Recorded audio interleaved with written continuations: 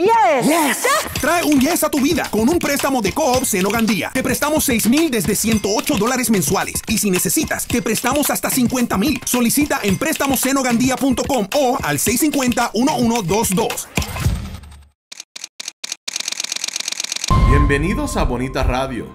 Esto no es un cuento, esta es la verdad. Breves segundos, la periodista Carmen Enita Acevedo estará con ustedes.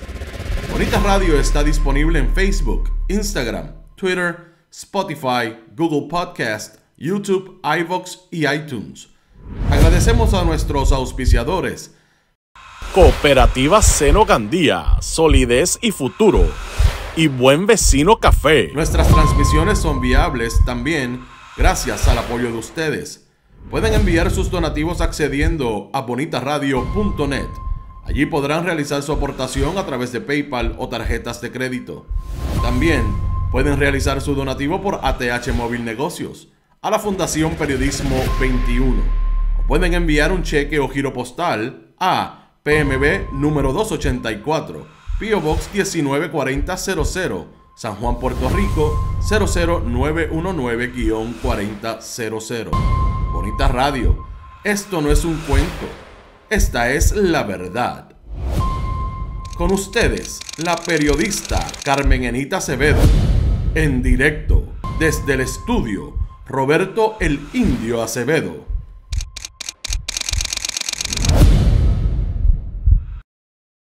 Saludos y buenas tardes, soy Carmen Enita Acevedo y estamos en ¿Qué Palo es Noticia? Hoy martes 27 de febrero del 2024. Vamos a hablar del gobernador del 33% y la encuesta brevemente, porque no me gusta hablar de encuestas, pero brevemente lo que dice una encuesta que hiciera Noticel que establece que el 70% de las personas que contestaron están insatisfechas con la participación política y el performance del gobernador del 33%, Pedro Pierluisi Urrutia. Vamos a hablar también de lo que deja el caso de Eliezer Molina, la contestación de su defensa a las mociones de desestimación, lo que me parece que es más importante de lo que trae, como se cuestiona la ley electoral, pero sobre todo la constitucionalidad que deja esa discusión versus la que también va a traer el caso de Victoria Ciudadana y los famosos endosos. ¿Los tenían que recoger? No los tenían que recoger. Sigue siendo defectuosa la ley electoral y eso se dijo desde el 2020.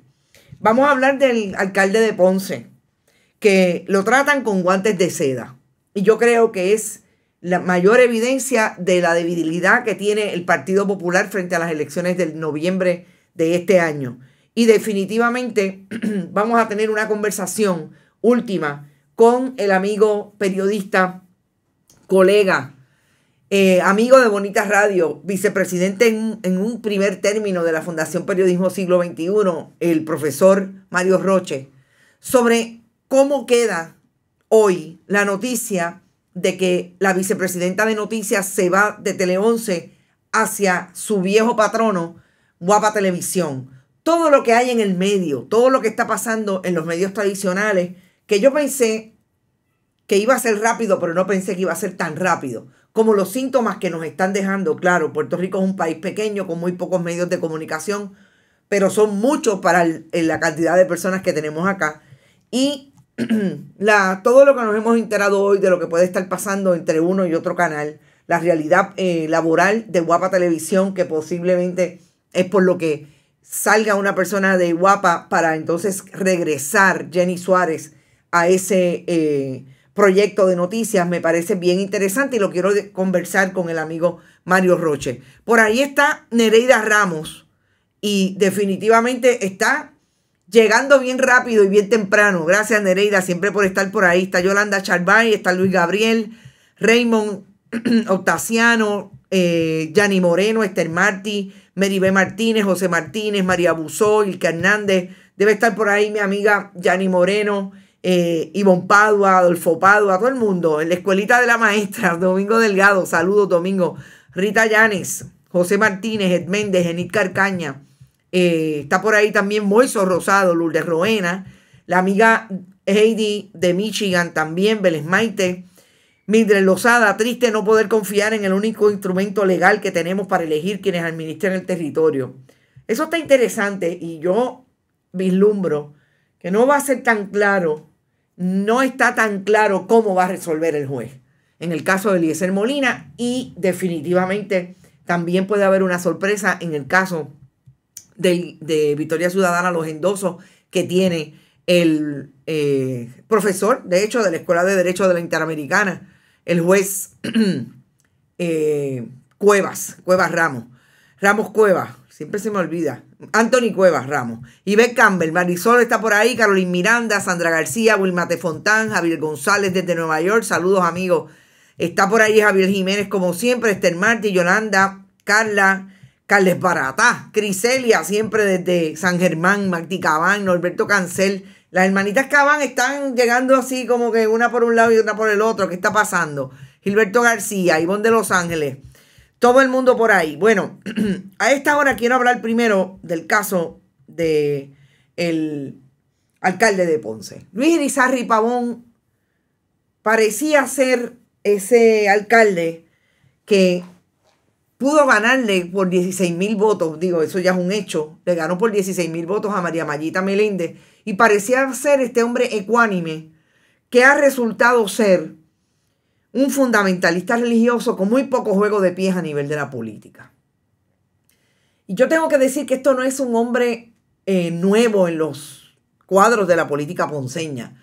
Este doctor médico de profesión fue legislador municipal, yo creo que por 4 o 5 términos. Y finalmente consiguió alzarse con la poltrona municipal de Ponce. Pero inmediatamente cometió el error que un político jamás debe cometer. Buscar gente que no necesariamente sabían mucho de lo que estaban haciendo y que tenían malas mañas y malas costumbres en el interior de esa política partidista de los pueblos, de que si estoy aquí, que si pido chavos allá, que si soy avanzador, pero también algo estrategia. Cuando gana el alcalde se lo lleva como administrador. Todas esas cosas son errores fatales en ocasiones, como ha ocurrido en este caso. Así que no dura 2 años el alcalde de Ponce. Lleva por lo menos 1 año y medio peleando con el fiscal especial independiente, pero como 2 años ya peleando con la imagen pública, porque la opinión pública se enteró primero, como suele suceder, cuando la persona que aparentemente es la que crea el esquema de que coja el préstamo y después le pida dinero a los empleados para pagarlo, sale de mala manera de la administración municipal y empieza a cooperar con las autoridades, tanto de el nivel estatal, el Departamento de Justicia, que existe cuando hay casos de corrupción contra la oposición, y las autoridades federales. El Partido Popular, Jesús Manuel Ortiz, se tiene que ir. Pero había como esta incomodidad que yo creo que hoy resulta bien claro lo que le pasa al Partido Popular con el alcalde ponceño. Y lo dice en esos términos, definitivamente, el secretario general del partido, Toñito Cruz, Gerardo Toñito Cruz, dice: las conversaciones no han terminado porque el día 28 de febrero es mañana. Así que cuando terminemos de finiquitar todo lo que queremos acordar, haremos una declaración pública sobre el final de ese acuerdo. En mi rol como secretario, este mes ha sido importante porque hay muchos asuntos que atender y no es meramente la renuncia. Este trabajo que se hizo y que comenzó en noviembre requiere de mucho esfuerzo. Es un asunto bien delicado porque no hemos tenido experiencias previas con este tipo de casos. Yo creo que el argumento leguleyo de Gerardo Toñito Cruz le hace más daño al Partido Popular que bien. Esto es lo que dicen los abogados. Cuando ustedes los ven tímidos, obviamente ellos tienen una ética, se deben a su cliente. Tímidos al contestar preguntas que de otra forma las contestaría: miren, está mal, el caso es malo y sale culpable.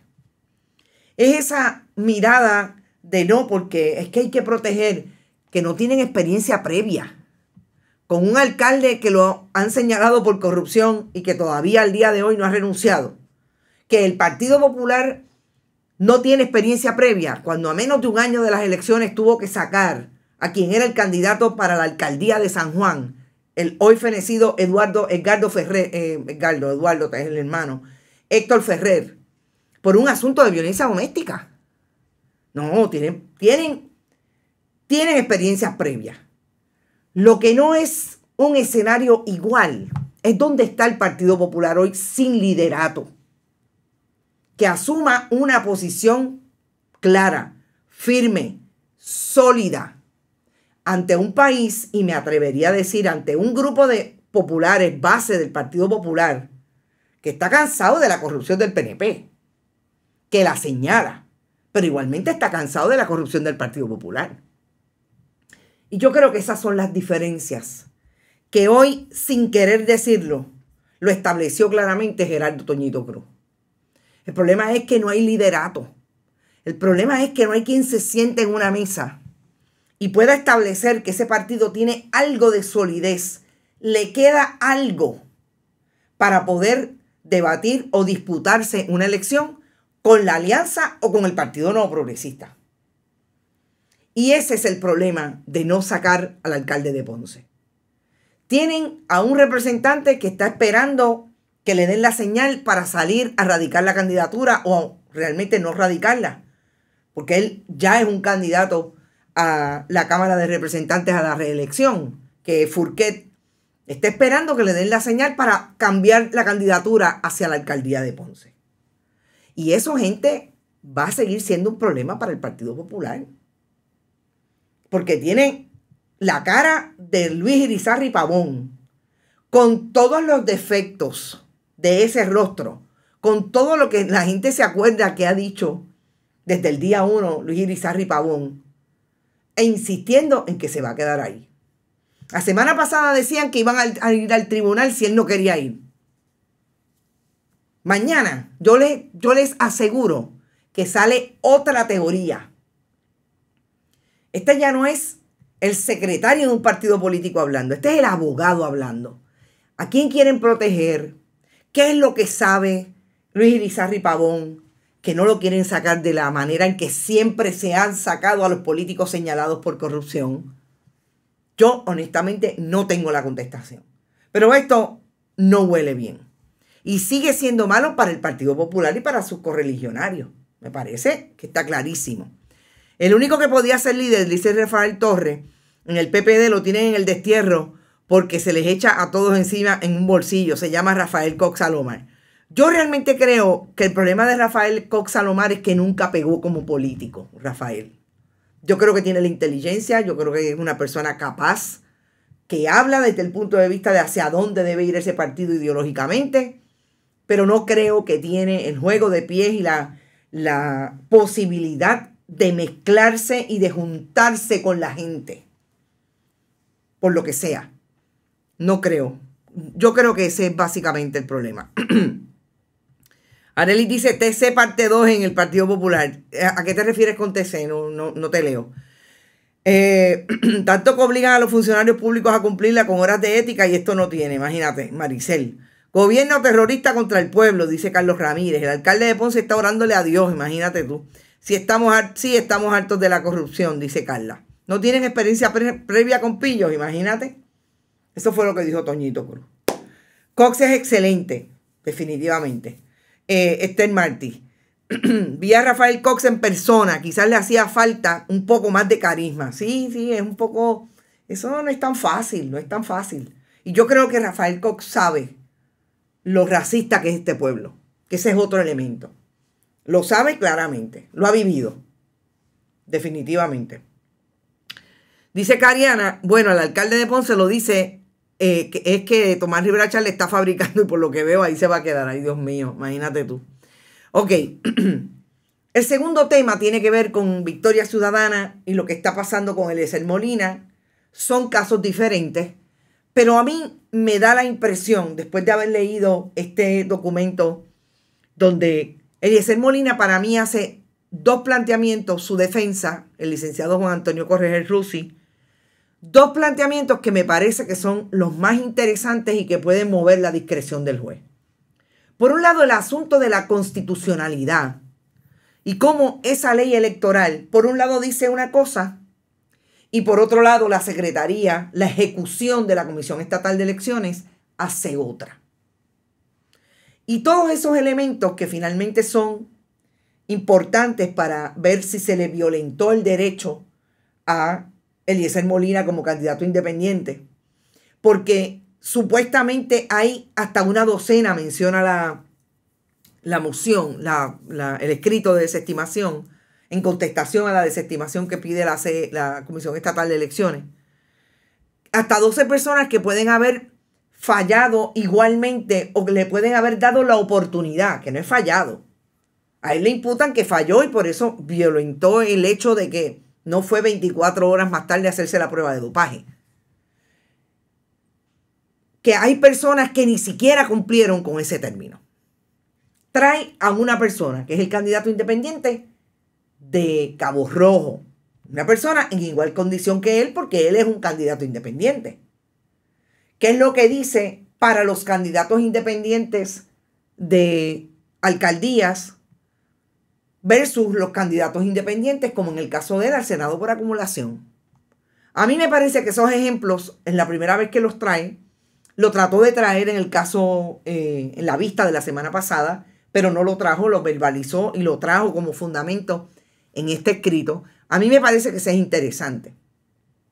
Porque todo eso va, y aquí es que para mí se une con el asunto de lo que puede ver Antoni Cuevas en relación a la constitucionalidad de la ley electoral, cuando está cuestionando incluso que esa ley es tan defectuosa, que por un lado le dice a los candidatos que optan por el método alterno para ser escogidos, que no tienen que recoger endosos, pero por otro lado el reglamento establece lo contrario.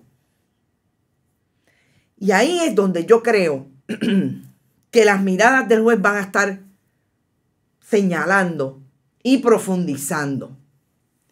Yo les dije a ustedes el pasado lunes, cuando discutimos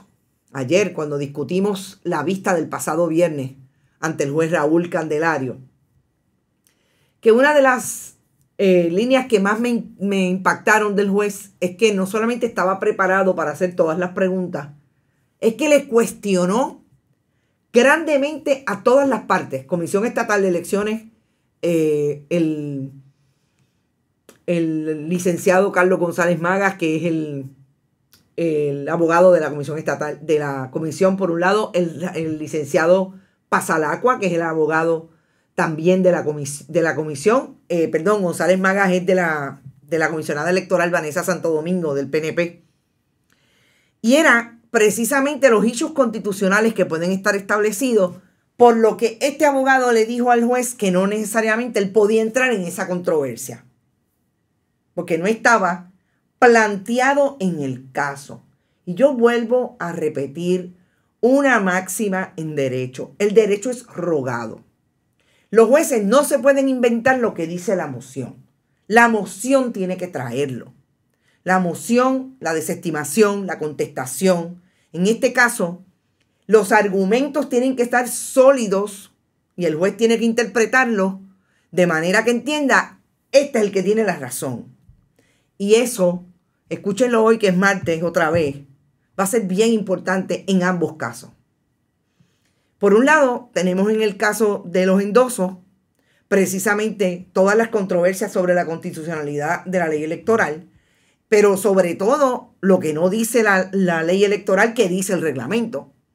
¿Qué va a hacer ahí? Eso es materia de la ley de procedimiento administrativo uniforme. ¿Qué va a hacer el juez ahí? Pero a este juez Candelario yo lo vi mucho más profundo en el interrogatorio a ambas partes, cómo yo subsano el asunto de la protección constitucional, lo dijo como en 3 o 4 ocasiones, cómo a la parte propiamente, cómo en efecto usted puede haber dejado de entregar un documento a tiempo, tal y como lo exige la ley, y por eso, porque hay un derecho protegido, yo no debo ir a ese asunto específico de la ley. O sea, hizo muchas preguntas que yo creo que las vamos a ver no sabemos cómo va a decidir, pero a mí me parece que puede muy bien decidir por un lado que para otro. Pero es interesante. Y yo lo quiero dejar ahí porque me parece que tanto el juez Antonio Cuevas Ramos como el juez Raúl Candelario saben, los dos nombrados por el Partido Nuevo Progresista, los dos del corazón del rollo de ese partido. Uno quiere ser juez del apelativo, Antonio Cuevas, quiere ir en ascenso. Uno acaba de resolver, Cuevas Ramos, todo lo que tiene que ver con el salario de los jueces, que parece que se lo va a detener la Junta de Control Fiscal. Y el otro sabemos que es un hijo putativo de Tomás Rivera Chats. Pero ambos tienen una cosa, yo creo que bastante clara. El país está bien pendiente a lo que hace la judicatura. Este ya es un país que recibe esta información y ojalá tuviera más conocimiento del derecho, ojalá tuviera más programas, más informaciones que le den la posibilidad de entender la logística. La casuística difícil, esa es la que da precisamente la intelectualidad del derecho y la manejan los abogados y abogadas. Pero esa posibilidad le hace cuestionarse al país si se está haciendo justicia o no se está haciendo justicia. Y en ese sentido, les recuerdo que van a escuchar y van a ver conversaciones que va a traer la Fundación Periodismo Siglo XXI, precisamente sobre cómo es leer a los medios de comunicación cuando presentan cualquier tipo de información. Se llama alfabetización mediática o literacia de medios. Así que vamos a esperar. Maricel Flores dice gracias por ser coherente y nos permite el pensamiento crítico no dirigido. Eso es lo que yo quisiera, que cada quien se cuestione. Y la mirada de estas preguntas de los jueces es bien importante. La próxima vez que vean una vista, si pueden tomar notas, mejor. Es lo mejor. Las caras. Miren, a mí las caras de Raúl Candelario me parecieron dignas de un video que sacamos exclusivamente de sus caras. Porque el lenguaje no verbal fue impresionante. Y obviamente, cuando uno lo escucha, cuando es más allá que de leerlo, cuando uno lo ve, cuando uno ve de qué manera está controlando su sala, su caso, las preguntas, estudió, no estudió, todo eso es importante. Y va a ser bien importante para la decisión final que tome. Usted lo ha dicho, el país está consciente de la justicia, de que la justicia se está haciendo, de lo que está haciendo la justicia. Y vio el pueblo las cantinfladas de los abogados de la Comisión Estatal. Carles Barata, fuerte. Yo espero en Dios que el juez no se deje manipular. Hay que ver. Bueno, vamos a esperar la decisión. Yo creo que la decisión nos va a decir si el juez se convenció de uno u otro caso y lo fundamenta. Porque qué facilito es decir, no, es inconstitucional o es constitucional, pero no argumentar suficiente. No, recordemos, el derecho es rogado y aquel tiene que interpretar lo que usted le ruegue. Yo estuve desde las 10 hasta las 3:30, 2:30, exactamente, Nereida, yo también. Lo primero que tenemos, dice Carhart, que aprender es que como pueblo es la continuación, así nadie puede, la Constitución, así nadie puede violentar sus derechos, despierta Borinquen. El juez hizo preguntas claves para tomar su decisión. Y si el reglamento electoral es una bomba que le reventó al PNP en la cara, pues, exacto, al PNP y al PPD. El pueblo está despertando y los penepos temblando. Vamos a hablar mucho de pueblo despertando y por qué. Entiendo que ya tenemos al amigo Mario Roche en el teléfono, pero yo quiero hacer una breve introducción de por qué quiero traer este tema con una persona a quien distingo por su seriedad en el análisis, por su compromiso que ha tenido siempre con el periodismo y con la profesión periodística desde la academia. Fue profesor de la Universidad de Puerto Rico en Río Piedras, de donde se jubiló. Y es un compañero que además de las tablas, porque es un protagonista también de la cultura teatral en Puerto Rico, es un periodista que mantiene su ritmo con relación a este oficio. Hoy nos enteramos que Jenny Suárez, quien fuera vicepresidenta de Noticias, de las Noticias, el nuevo proyecto de las Noticias, después de haberlo cerrado la pasada administración de Tele 11 en una movida para eliminar la unión, que no pudo eliminarla, pero bueno, para eliminar quizás la sapienza, la sabiduría que había en personas y en periodistas como Daisy Sánchez, Yolanda Vélez Arceray, el propio Ramón Enrique Torres.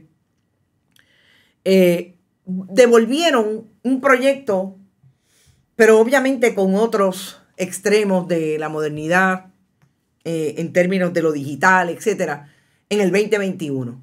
Y Jenny Suárez era productora de las noticias en Guapa Televisión y salió de Guapa hacia las noticias en Tele 11. Se fue Celimar Adames, se fue Débora Martorell, vino el compañero y amigo Ricardo Currás a también ser hombre ancla. Y ahí han habido diferentes movimientos que, por ejemplo, han dejado a Ricardo Currás lejos del protagonismo que se supone que tuviera cuando empezó este proyecto. Y yo, por información, sé que hay mucho de lo que han pensado los dueños de ese medio de comunicación. Recordemos que es un estadounidense de extracción judía que tiene esta operación comercial como medio de comunicación en Puerto Rico. Mete bastante la mano y le ha sido difícil manejar a compañeros que están acostumbrados a hacer su trabajo. El compañero Ricardo Currás viene de Telemundo en Estados Unidos y está ahora mismo, en el caso del compañero, en un closet, por llamarlo, en un limbo, en las noches, y no se le ve como se suponía que era su participación en este proyecto, que era de hombre ancla con mucha más participación, entrevistas, etc. Ha habido lo que yo llamo la comercialización del proyecto periodístico a partir de unas nuevas aplicaciones en que los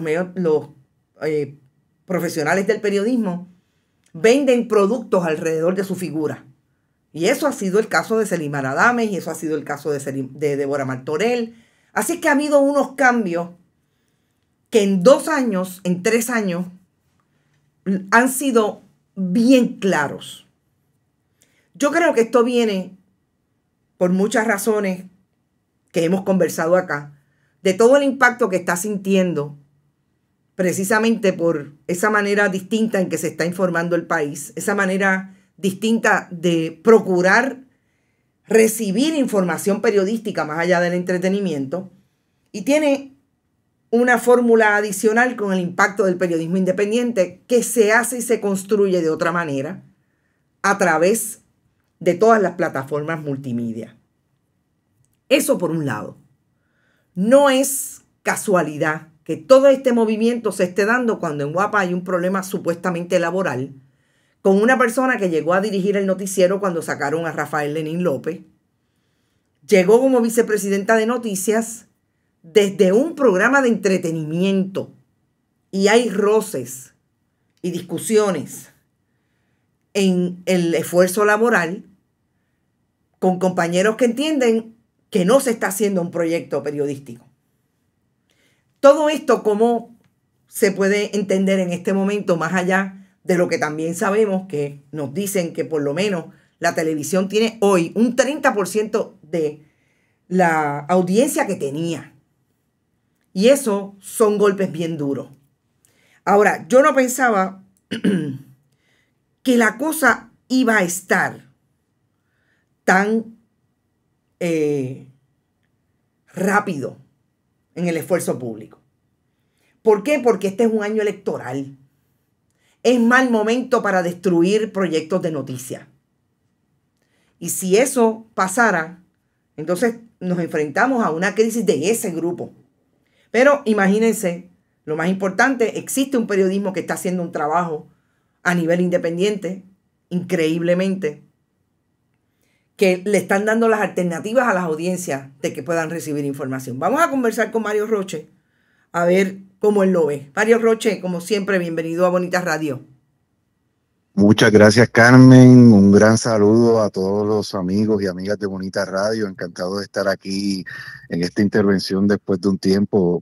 Muy honrado, muy honrado. Gracias por esta convocatoria. Como siempre. Y bien interesante esa introducción que has hecho, súper interesante. Mira, para contextualizar, ¿verdad? Porque yo creo que eso nos va a ayudar a entender cuál es son los motivos y de qué son síntomas estas situaciones que estamos observando aquí. O sea, en términos generales, a nivel global, la crisis en los medios de comunicación tradicionales es evidente. De hecho, en el contexto de Estados Unidos, reportajes periodísticos que se han publicado en los últimos meses hablan de una etapa preextinción de los medios tradicionales tal y como los conocemos hoy. Te voy a dar unos datos que se publicaron, por ejemplo, en un reportaje interesantísimo sobre este tema que divulgó la revista New Yorker. Mira, en el 2023, por ejemplo, en Estados Unidos, votaron a 26,000 personas, 26,000 comunicadores, periodistas.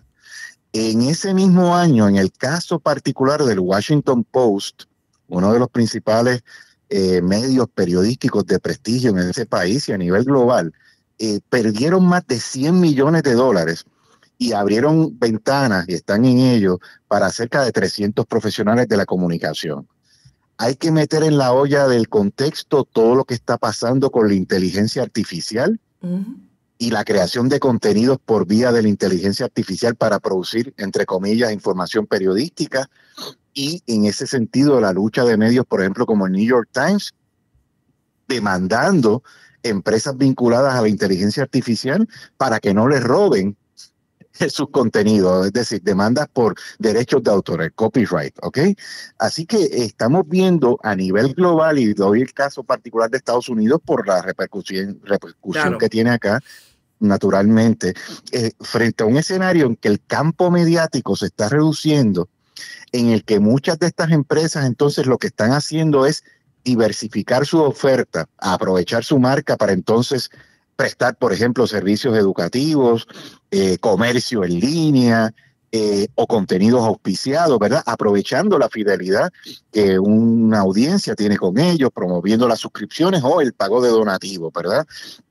Y en el caso de New York Times, por ejemplo, tú ves cómo esa oferta y esa búsqueda de fidelidad de la audiencia está relacionada con lo que tiene que ver con los servicios y el ocio. Por ejemplo, en el New York Times es famosa la aplicación que tiene de recetas de cocina. Sí. El tema de los juegos y otros servicios. Así que es un escenario que está cambiando de una manera trepidante. El otro día tuve la oportunidad de dar un buen rato con un compañero que trabaja para CNN en Puerto Rico, Rafi Rivera, que me estaba hablando que allá también los tienen corriendo de una manera tremenda porque han visto ya que la cosa no va a cambiar. O sea, quiero decir, no va a regresar a los momentos gloriosos, por ejemplo, del 2016 con la cobertura de las televisiones y de estos medios de prestigio a Donald Trump. O sea, ya esa fiebre pasó. ¿Ok? Entonces, en el caso de Puerto Rico, como parte de todas estas lógicas, como diría nuestro profesor Eliseo Colón, miembro de la Junta, ¿verdad? De Bonita Radio, de la Fundación Siglo XXI, de la Fundación. Vemos ahí una dinámica, ¿verdad?, de la llamada economía política de la comunicación.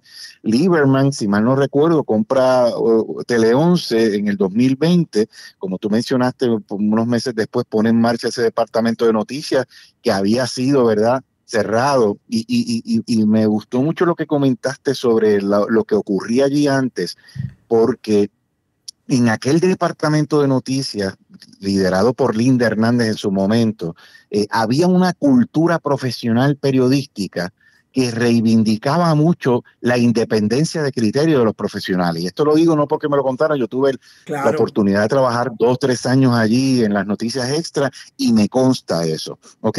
Así que en ese sentido, la entrada de Lieberman, según lo que tú explicaste y he podido también investigar y conocer, en Arroyo Habichuela al tipo le gusta hacer mucho micromanagement, o sea, meter la mano con respecto a lo que está haciendo allí en noticias. Los editores, los jefes de mesa y tal no tienen demasiado margen y en ese sentido pues están un poco, ¿verdad?, desmoralizados porque no tienen la oportunidad de desempeñar un trabajo para el cual fueron contratados y para el cual tienen unos talentos como el de Ricardo Celimar u otra persona que también tienen ahora bastante esquinidad, que es Nuria Sebasco. De hecho, a Ricardo hace unos 45 minutos atrás vi que lo tenían reportando un accidente de tránsito en la Kennedy. Sí.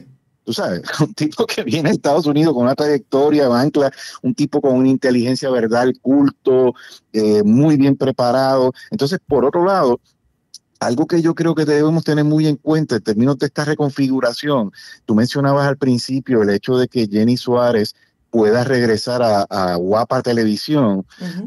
A mí me hace mucho sentido si tenemos en cuenta lo que está pasando con Guapa Media y este conglomerado entre Guapa Televisión y WKQ y todo lo que podrían ellos plantearse con respecto a lo que ellos creen puede ser la zafra electoral, que eso está por verse. Claro. Y entonces, esa vinculación... Sí, adelante. Yo quisiera interrumpirte para hacerte una pregunta relacionada a lo que dijiste. Cuando haces la referencia, que es súper puntual, yo leí y discutí aquí con los internautas ese artículo de New Yorker que fue revelador. Incluso desde que el periodista que está atendiendo a este joven periodista le dice, lo que tienes que hacer es casarte con una mujer rica si quieres hacer buen periodismo. Y eso nada más te da una idea de por dónde vienen los tiros. Y lo que ha ocurrido en Estados Unidos, que incluso mantiene hoy a jurisdicciones, a estados sin periódicos y sin medios de comunicación periodísticos, del nivel de zafra que ha habido allí.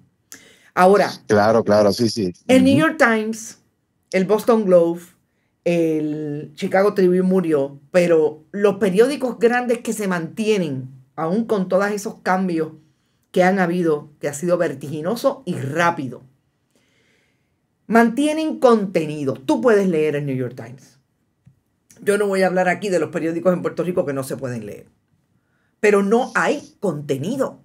Los medios tradicionales a nivel incluso de los programas que decían que iban a traer investigación. Es una investigación al mes. Y son todas las semanas. O sea, el contenido periodístico que conocíamos en un proyecto de comunicación periodística no existe. Pues las audiencias se tienen que ir para otro lado. Esa es mi posición. No sé lo que piensas tú.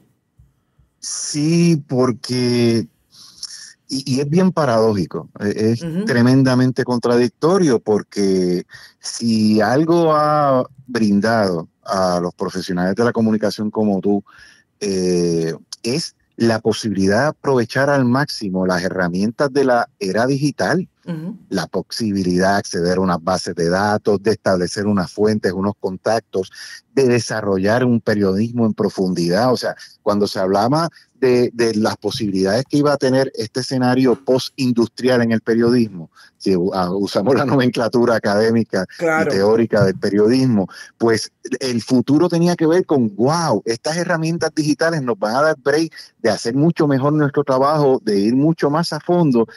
Y paradójicamente no ha sido tan así. En el caso nuestro, yo coincido totalmente contigo y lo digo con dolor, no lo digo con soberbia ni arrogancia, lo digo con dolor. O sea, entonces uno observa la apuesta continua por la construcción de eventos periodísticos, ejemplo, todo lo que tiene que ver con la narrativa, hijos, etcétera, de Jennifer González. La lógica continua de esta política reality, ahí en Tele 11 está la figura de Gary Rodríguez, ¿no? Que es un ejemplo clásico de eso, con su palo en la mano, hablando duro, ¿no? Macarra, titerón, se entiende que eso vende, ¿no? Esa cosa adversarial. Y algo que tú dejaste ver en tu comentario previo, que tiene que ver con muchos colegas, quizás por presión de sus medios o por convicción propia, entendiéndose como celebridades y convirtiendo su presencia en las redes sociales como el fortalecimiento de una marca, no en función del servicio que tú le prestas a la ciudadanía, darle información útil para la toma de decisiones, sino en función del entretenimiento, en función de este mundo del faranduleo, tú sabes. Así que esos vasos comunicantes entre información y entretenimiento son evidentes, muy evidentes en el caso nuestro. Y hace un rato mencionabas el caso de la persona que fue designada a finales de año, que comenzó en enero en Guapa Televisión a dirigir noticias, que había estado en un programa de entretenimiento, Lo Sé Todo, Liria Ruiz, y son ejemplos, ¿no? Manifestaciones de esto que yo entiendo como tú, que lo que hacen es alejar a las audiencias. Fíjate que en el caso de los pocos medios y ese reportaje de New Yorker que mencionamos, alude a esto, mencionan el caso de New York Times como un ejemplo, ¿no?, de una marca sólida, porque ha sido históricamente un periodismo de prestigio, Claro. que a pesar de las tormentas ha logrado sobrevivir. Ha tenido que hacer ajustes, ha tenido problemas, ha tenido situaciones feas. Aquel caso de este muchacho, Jason, se me fue el apellido, ¿no? Haciendo copieta de historia de otros medios para decir que estaba cubriendo un tema. ¿Te acuerdas aquella historia de los asesinatos que Sí. se dieron de un tío y su sobrino?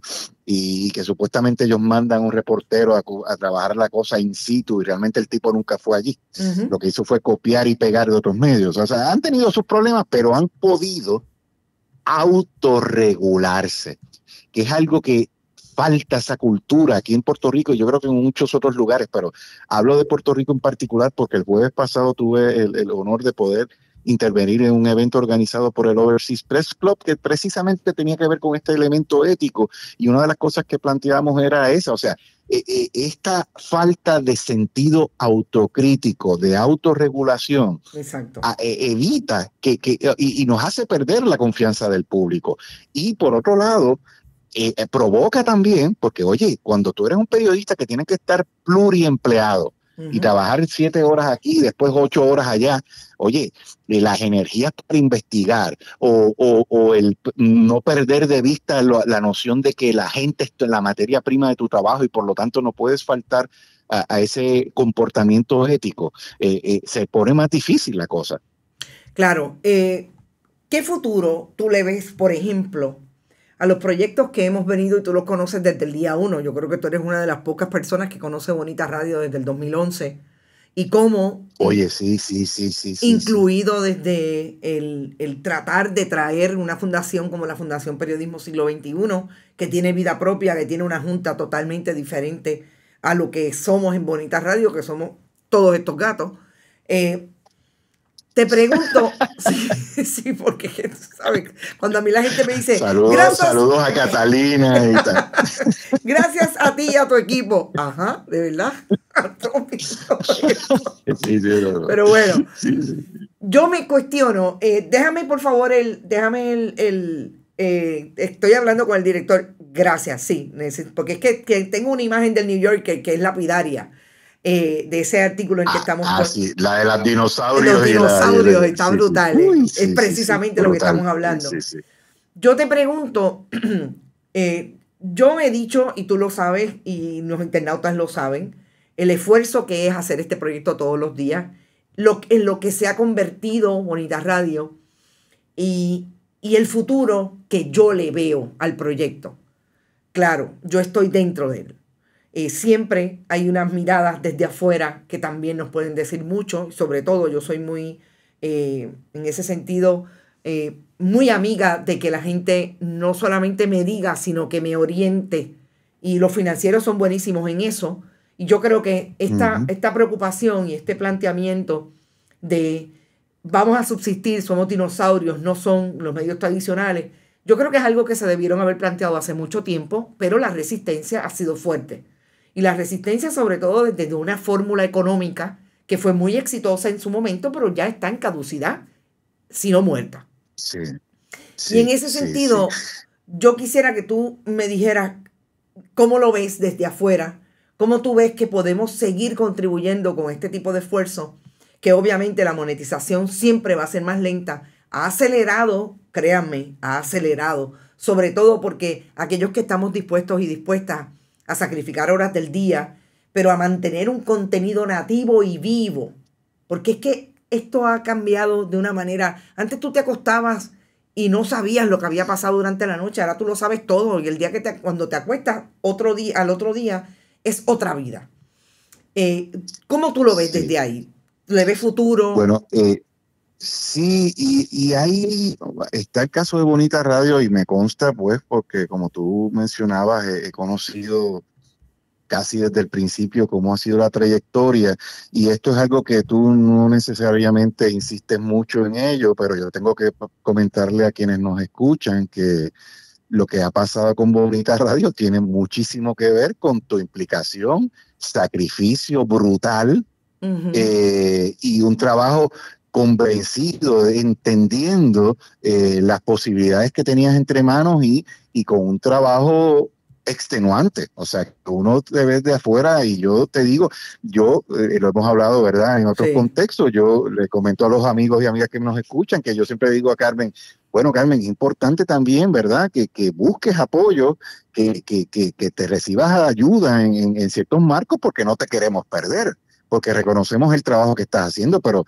sé y sabemos que pasa una factura tremenda, o sea, así que te agradecemos y te agradezco por ello. En el caso de Bonita, yo creo que mientras Bonita y otros medios que en otros nichos temáticos estén haciendo proyectos parecidos, logren mantener y tener claro la importancia de ser originales y de aportar enfoques distintos, ahí siempre va a haber un nicho y un sector de la población que va a estar dispuesta a hacer una aportación porque quiere información de calidad. Eso es lo que nos enseña el caso de New York Times. Ellos han logrado una fidelidad, un número importante de cientos de miles de personas que confían ellos en verdad en su portada, all the news that fit to print. Entonces, el reto que tú tienes, aparte de la operación y financiamiento y tal, es el de la continua renovación. Y por eso yo te celebro y agradezco lo que estás haciendo, porque yo observo que tú estás todo el tiempo haciendo eso. Y no estoy comentando esto aquí, ¿verdad? Para pasarte la mano en tu propio programa. Tú sabes cómo yo soy. Yo sé. Y entonces en ese sentido, yo en todo caso lo que te digo es importante que busques ayuda.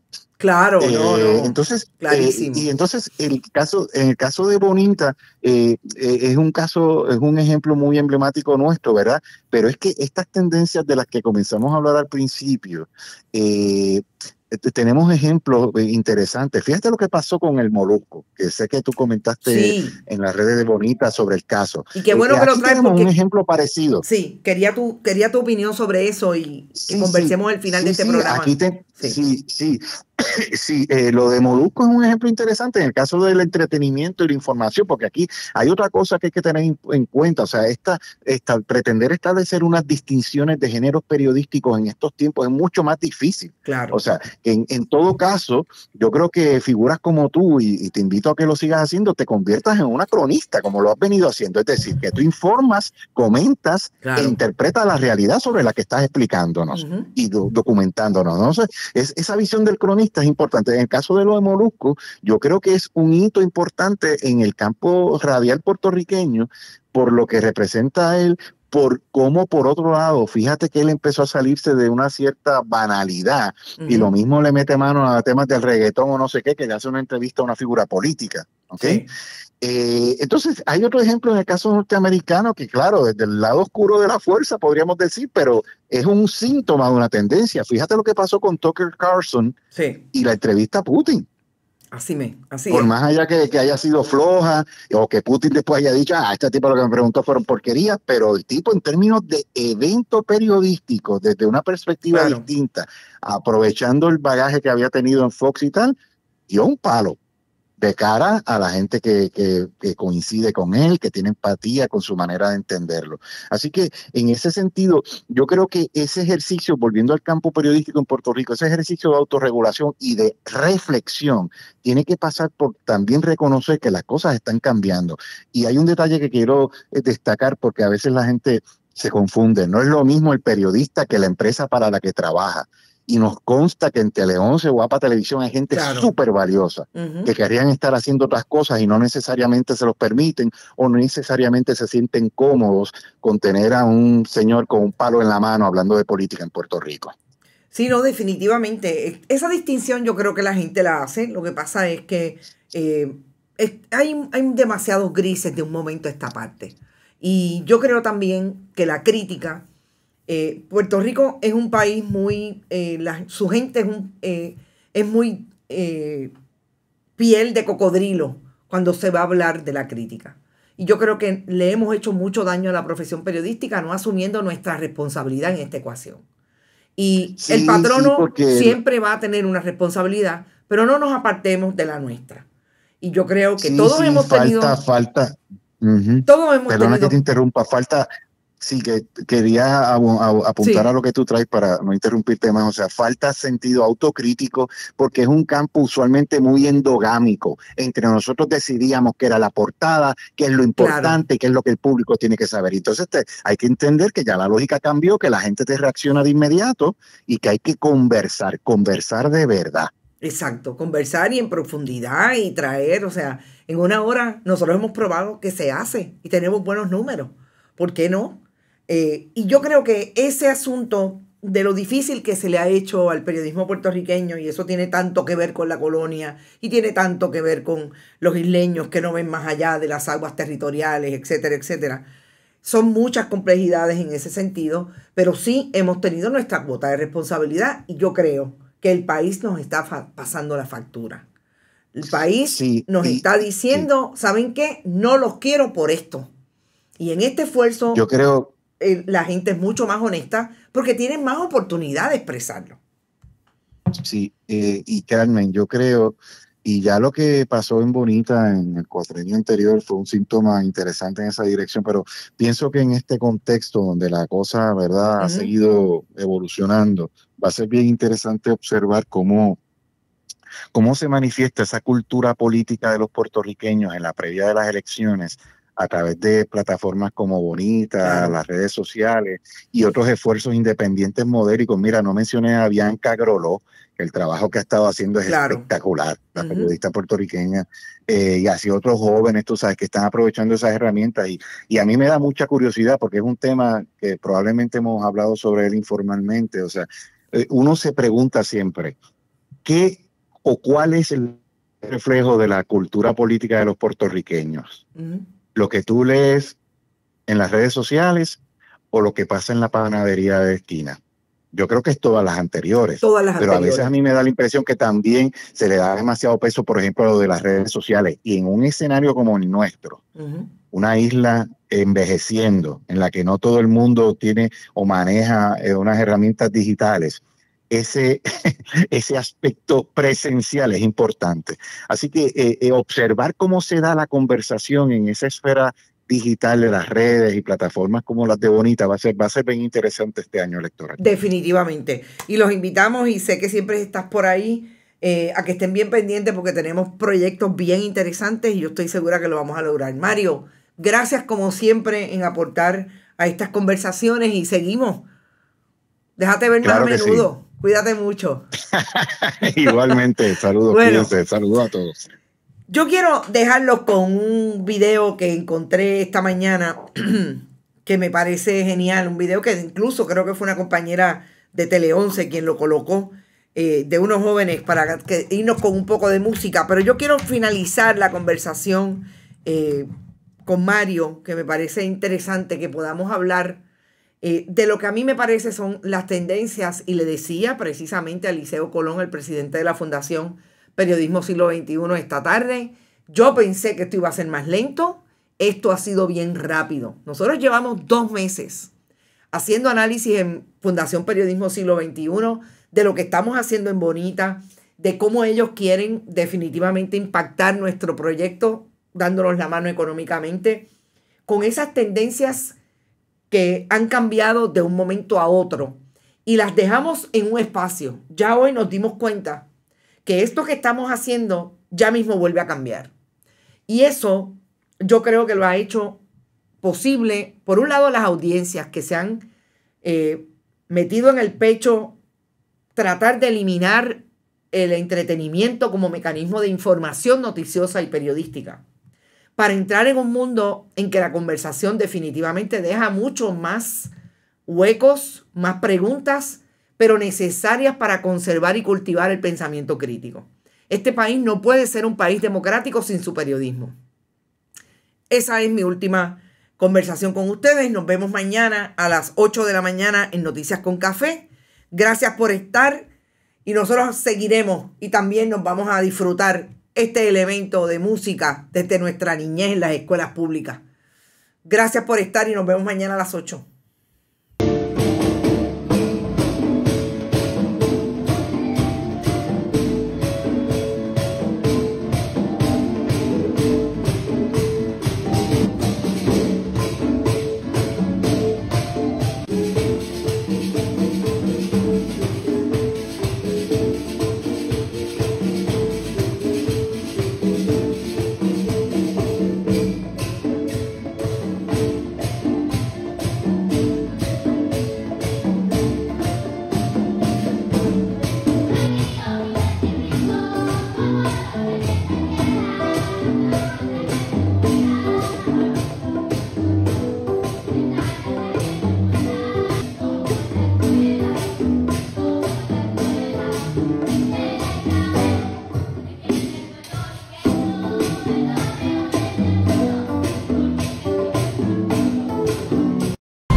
Bonita Radio.